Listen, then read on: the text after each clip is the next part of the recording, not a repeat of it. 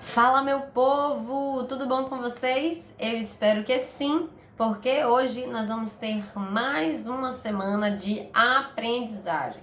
Então eu espero que vocês estejam zero preguiça e total disposição, porque nós vamos ter mais uma aula. Então, roda a vinheta!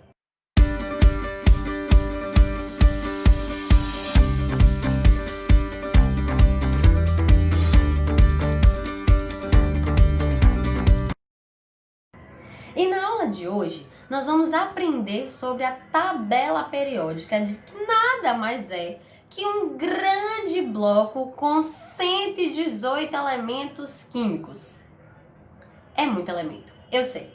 E não se preocupe, você não vai precisar saber nem gravar todos, porque é difícil e desnecessário, tá? Nós temos que aprender o seguinte: esses 118 elementos, eles são distribuídos entre períodos e famílias, certo? 7 períodos. Os períodos são linhas horizontais, as linhas deitadas, que vão apresentar elementos que possuem o mesmo número de camadas eletrônicas. Isto, tá? E as famílias, que são 18 famílias, vão ser as colunas, né, verticais, as linhas em pé, que vão apresentar elementos que possuem o mesmo número de camada de valência, certo? Indo para as famílias elas podem ser divididas em família A e família B. A família A vai ter subgrupos, então vai ter a família 1A, que é a família dos metais alcalinos. Vamos ter a família 2A, que é a família dos metais alcalinos terrosos. Vamos ter a família 3A, que já vai para a parte direita da tabela, que vai ser a família do boro. Depois teremos a família 4A, que é a família do carbono, 5A, que é a família do nitrogênio, 6A, os calcogênios, 7A, halogênios e 8A são os gases nobres, tá? Mas calma aí, eu vou falar daqui a pouquinho, um pouquinho mais sobre cada um deles, tá? E a família B é o que nós chamamos e conhecemos como os metais de transição. São aqueles elementos da tabela que ficam ali desnivelados, abaixo daqueles topos maiores, tá? Também não se preocupem, porque lá mais na frente eu vou colocar uma tabelazinha e vou representar dentro dessa tabela tudo que nós vamos ver aqui dentro dessas estruturas e classificações, certo?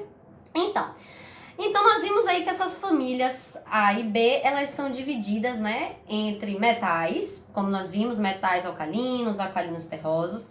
Quando nós partimos para a família 3A em diante, que faz parte do lado direito da tabela, nós vamos encontrar ametais e gases nobres, certo?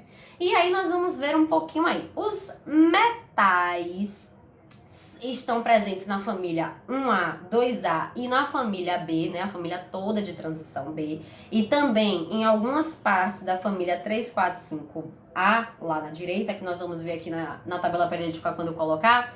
Eles vão ter algumas propriedades específicas para todos os metais de forma geral. Então, eles vão apresentar brilho, eles vão ser bons condutores de calor e corrente elétrica. Em temperatura ambiente, eles são sólidos, exceto pelo mercúrio, que é líquido, certo? Eles vão possuir altos pontos de fusão e ebulição. Relembrando, ponto de fusão é quando ele está naquele processo de sair do sólido indo para o líquido, e ponto de ebulição é quando ele está saindo do líquido e indo para o gás, certo? Então, eles vão possuir altos pontos de fusão e ebulição. Já os ametais ou os não metais, que estão lá na parte direita da tabela, nas famílias 3, 4, 5, 6 e 7A, não toda a família, né, completa, mas a gente vai ver depois na tabela que parte dessas famílias está presente, eles já vão ser o oposto dos metais. Eles não vão apresentar brilho. Eles podem ser encontrados na temperatura ambiente nos três estados físicos, sólido, líquido e gás. Eles vão possuir pontos de fusão e ebulição baixos, certo? E eles não vão ser bons condutores de calor e corrente elétrica. Já os gases nobres que estão lá na família 8A, né, que é a última família da tabela, a última coluna vertical do lado direito da tabela, né, nós vamos ver que esses gases nobres, esses elementos, eles são chamados assim, porque gases porque eles estão na forma gás, né, nobre porque eles fazem parte de uma classificação onde eles são estáveis. Como assim estáveis? Eles não precisam de mais ninguém para ficar equilibrados. Eles são o que nós poderíamos dizer a regra do octeto propriamente dito. O que a regra do octeto nos diz? Que o elemento, para ficar em equilíbrio, para ele ser estável, ele precisa ter 8 elétrons na sua última camada de valência. E é exatamente isso que acontece com os gases nobres. Exatamente, todos eles. Então, por isso, eles vão ser estáveis, equilibrados. Eles vão possuir um grande, elevadíssimo poder de energia de ionização, que calma, nós vamos entender também o que é daqui a pouquinho. E eles vão ter essas estruturas aí, eles são nobres, é como se eles fossem o top, né? A classe A, né? Da sociedade, vamos dizer assim, certo? E aí, quando eu falo dos conceitos que a gente precisa entender dentro da tabela periódica, nós vamos pensar aqui em 4 conceitos básicos que são necessários e fundamentais para quem precisa saber do básico da química. Então, eletronegatividade são elementos que têm a capacidade de ganhar, de atrair elétrons. Então, os ametais, eles têm um grande poder de eletronegatividade, certo? A regrinha para facilitar de entender e enxergar essa eletronegatividade é só você fazer uma seta. Quanto mais para a direita da tabela e mais para cima da tabela, mais eletronegativo.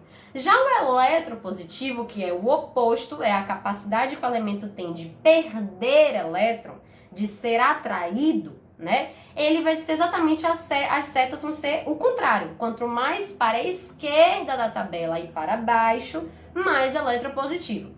E aí, dentro desses conceitos, nós podemos puxar raio atômico e energia de ionização, onde o raio atômico, que é a distância entre o núcleo do átomo, que nós já vimos lá dentro de modelos atômicos, e as camadas, né? Essa distância que vai ser o raio, é exatamente, podemos descobrir o tamanho dessa distância pelo mesmo padrão da eletropositividade. Então, quanto mais para a esquerda e para baixo, maior será o raio atômico, ou seja, maior vai ser a distância do núcleo do átomo para a última camada de valência desse átomo, tá? E a energia de ionização é o oposto, né? A energia de ionização é aquela energia necessária para a gente conseguir remover um elétron de um átomo.